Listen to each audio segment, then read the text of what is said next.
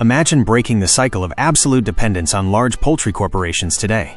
Those multinational companies sell you pullets, like the Isa Brown, Lohmann Brown, Highline Brown, or what we often call commercial red sex links and golden comets. They're programmed to be perfect egg-laying machines, but designed with a biological padlock so you can't breed them. For decades, we've been warned that trying to breed these birds will be a total disaster, a waste of time and a drain on your wallet. But that's only a half-truth, carefully designed to protect a monopoly. Inside that seemingly bulletproof genetic code, there's a back door. With patience, observation, and a strict breeding plan, we're going to transform that commercial hybrid into a pure, stable breed.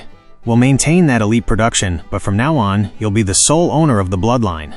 It's time to achieve true flock independence and self-sufficiency. Let's begin.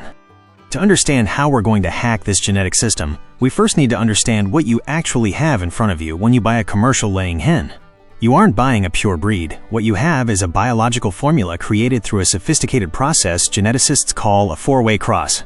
At the base of this family tree are four pure and very distinct grandparent lines, selected for over half a century for traits pushed to the absolute extreme.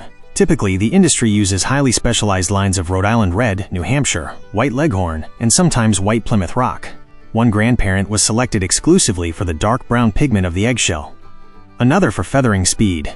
Another for immunological resistance to respiratory diseases, and a fourth was chosen solely for the persistency of its laying curve over the months. The company pairs the line of grandparent A with the line of grandparent B, and on the other side they pair line C with line D. The resulting offspring are then mated together to create the day-old chick that finally arrives at your coop. That vigor that impresses us so much, that explosive growth and that massive daily egg production, is what we technically know as heterosis or hybrid vigor. It's the result of joining very distant genes that, when combined in that first generation known as the F1 generation, create an explosion of biological energy. Think of heterosis as a spring that's been stretched to the absolute maximum by genetic engineering. But here's the big secret of the project. The moment you decide to hatch chicks from that F1 generation bird, the spring snaps back. Genetics, guided by natural laws, tends to seek the balance of its ancestors, and the traits scatter in all directions. This is what we know as Mendelian segregation. That's why most backyard breeders fail miserably. They see that the offspring of their red sex links look physically different. Some have white feathers, others red, some are born with dark spots, and they simply get scared and abandon the project. But we aren't going to surrender to that dispersion. We're going to understand that those recessive genes that were asleep have just woken up. We'll use that visual chaos of the F2 generation as our great buffet of raw material to select exactly what we need. The first great technical challenge is deciding what we'll use to build the foundation of our new breed, and for that, we need to choose our foundation rooster very carefully. As you well know, commercial pullets are sexed by experts at the hatchery, and the males are almost entirely eliminated. But there are routes to get our initial breeder. The ideal scenario is using a parallel bloodline. This consists of getting a rooster of the same commercial line, for example, an Isa Brown male, but that comes from a completely different batch or farm than your hens. This is a treasure, because that rooster has the exact same genetic wealth as your hens. Since he isn't a direct blood brother, we prevent the degenerative problems of early inbreeding from hitting us on the first cross. Finding this bird is difficult, but if you manage to rescue a rooster from a sexing error from another source, you'll be halfway there with a strong blood foundation. The second path is the most common and accessible, using a direct brother. That little accidental rooster that slipped into your box of pullets due to human error. Many traditional breeders fear this due to the extreme closeness of the blood, but in this first foundational stage, unleashing that genetic lottery is strictly necessary to see what genetic secrets the bloodline hides. By crossing an F1 brother and sister, you'll open the genetic Pandora's box of poultry. If you don't have any of these hybrid options, the third path is to use a rooster from a pure base breed, like a production line Rhode Island Red or a high-quality New Hampshire. By doing this, you introduce stability in plumage and size from day one.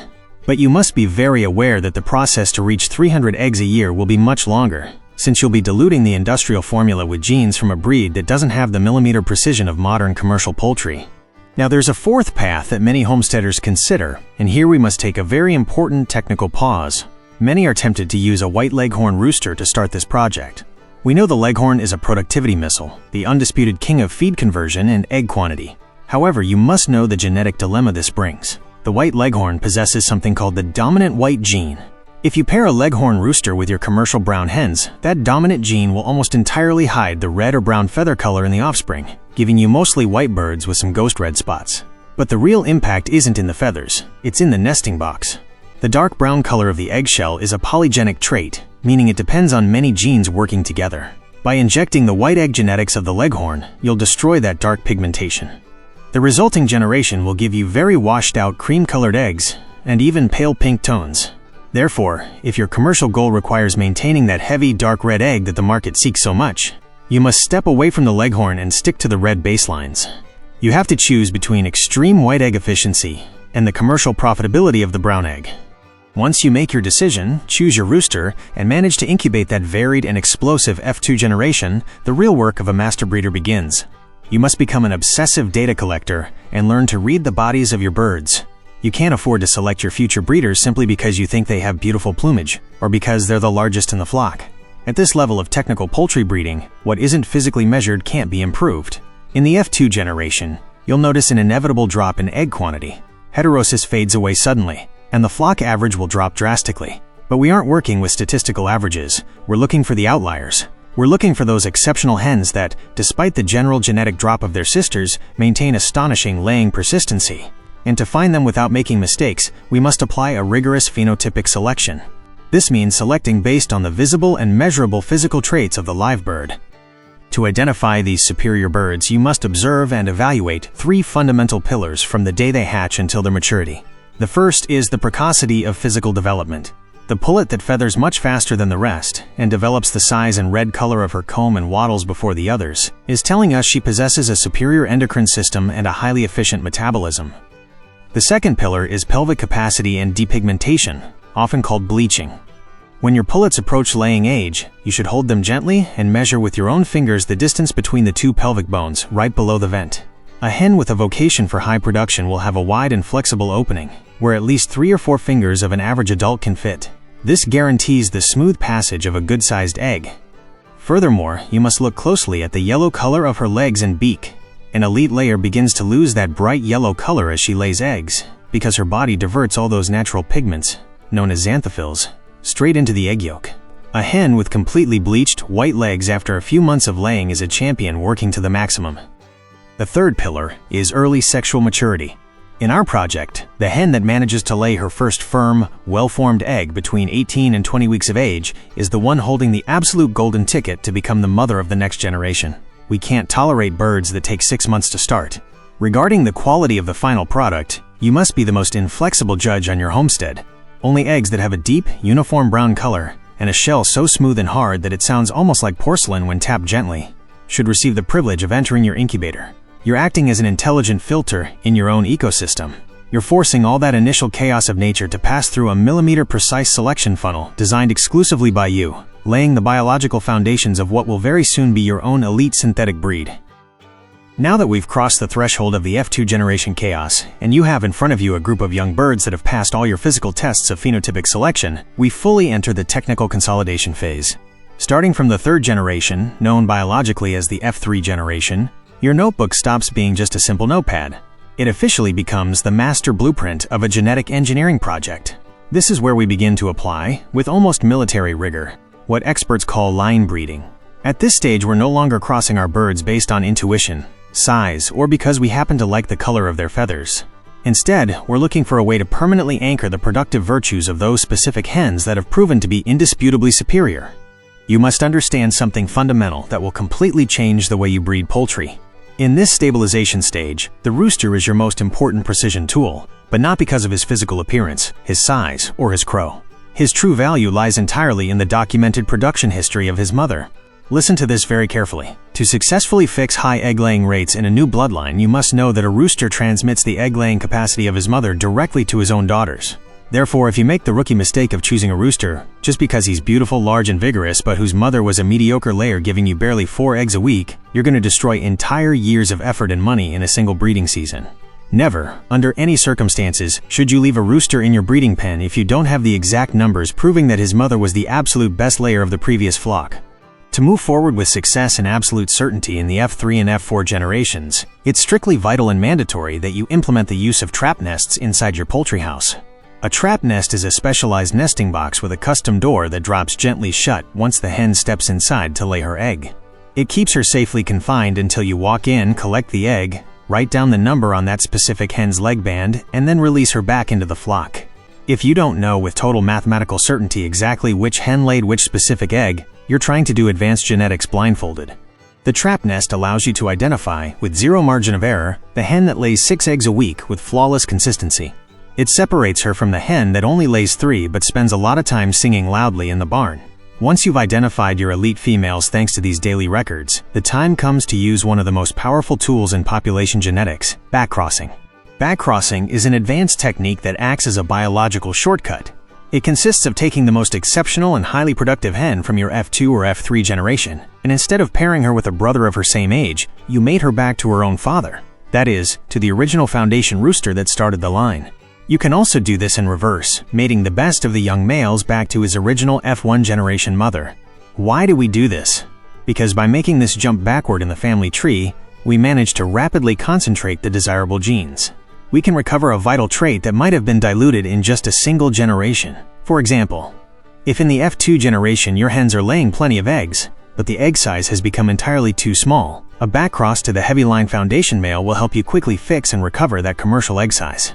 And you do this without losing the laying persistency you worked so hard to isolate in the daughters. However, as you move toward the 4th and 5th generations applying these targeted crosses, you'll notice that visual and productive uniformity finally begins to appear on your homestead. The birds will start looking very much alike, as if they were biological photocopies of one another. But along with this aesthetic triumph comes the most silent and lethal enemy of the breeder, inbreeding depression. To explain it simply, when the inbreeding coefficient rises too fast from crossing closely related animals, the defective genes that were hidden begin to manifest themselves. If this happens, you'll start to see a dramatic decrease in the overall size of the birds, an alarming drop in the percentage of fertile eggs, chicks dying inside the shell around day 18 of incubation, and even physical deformities.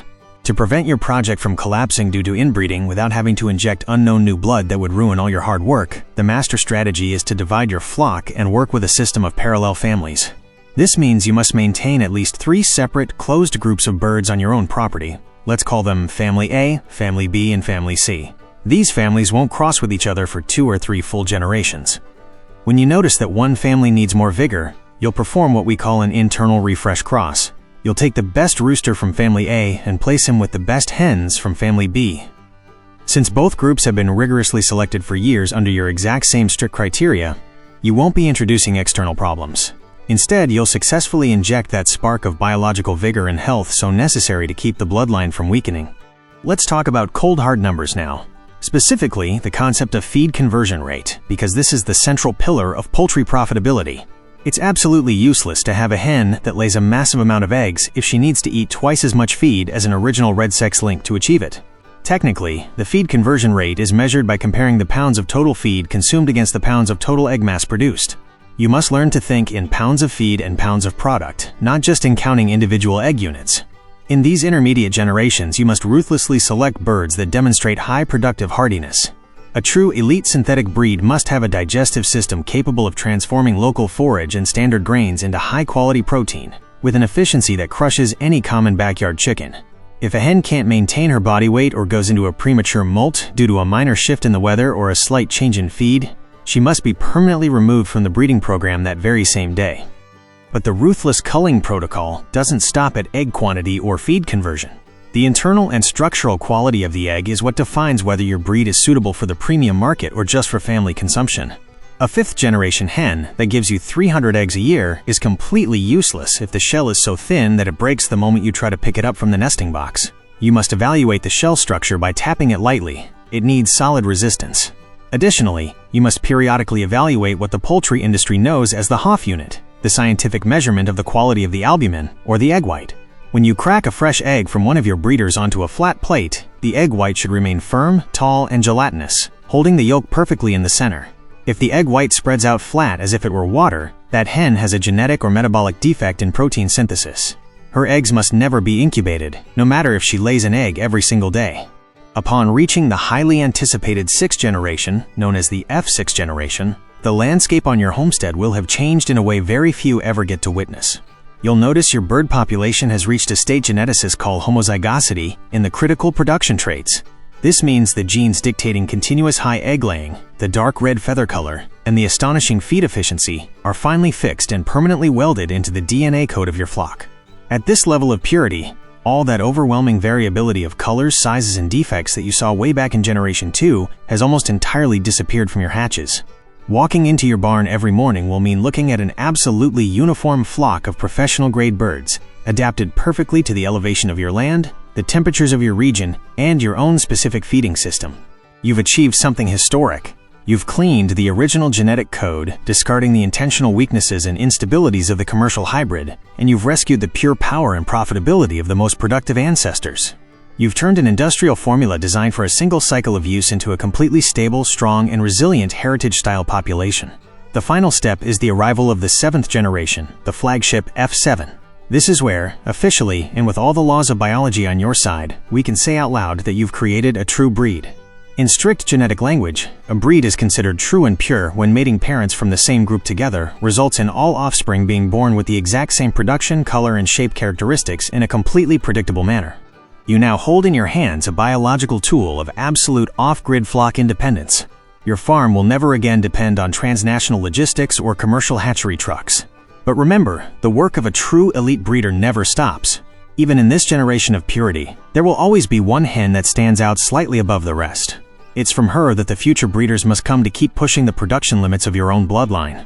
This long 10-year journey will have transformed you from a simple hobbyist into a true expert in applied biology, someone with the knowledge and power to mold life itself to ensure the food security and total freedom of your homestead.